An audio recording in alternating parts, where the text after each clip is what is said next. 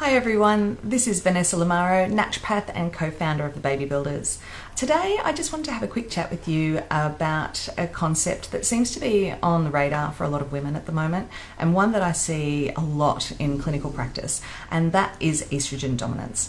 So it's sometimes called estrogen imbalance or unopposed estrogen, and it is something that seems to be a bit demonized at the moment, and I think estrogen does get a bit of a bad rap. It's a very important hormone for female health.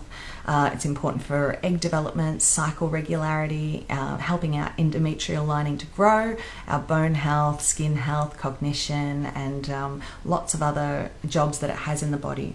But the problem seems to be that many women have this issue where estrogen is either in excess, or there's different types of estrogens. So some of what we consider bad estrogens are in higher amounts than our good estrogens, and also the concept of estrogen being in a higher amount in the body than progesterone, or not in balance with progesterone, because they do have different levels.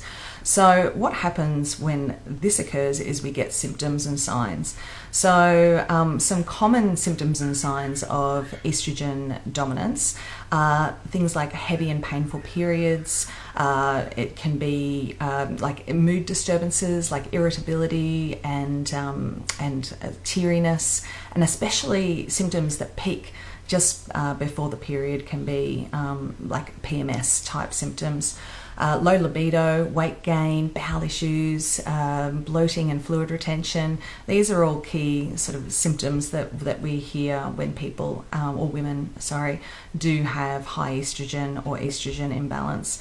And some, signs that are a real indicator that we need to investigate this further are definitely the heavy period, because estrogen is a proliferative hormone, especially than what we consider a more negative estrogen, estrone.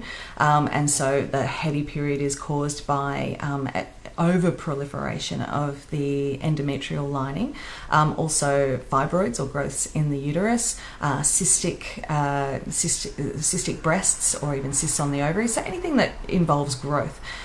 So one of the bigger issues, I think, is to do with, as we age, our progesterone levels quite significantly decrease. So from about the age of 35 to 50, we have around about a 75% decrease in our progesterone levels, whereas we only have about a 35% decrease, of estrogen levels. So all of a sudden, estrogen's not being kept in check by progesterone, and so a lot of these symptoms do occur for women in their late 30s, 40s, and 50s. In saying that, I see stacks of young women, teenagers in their 20s, that are really presenting with these issues, and I think there's a number of reasons why this is occurring, and I think it's particularly a modern day problem.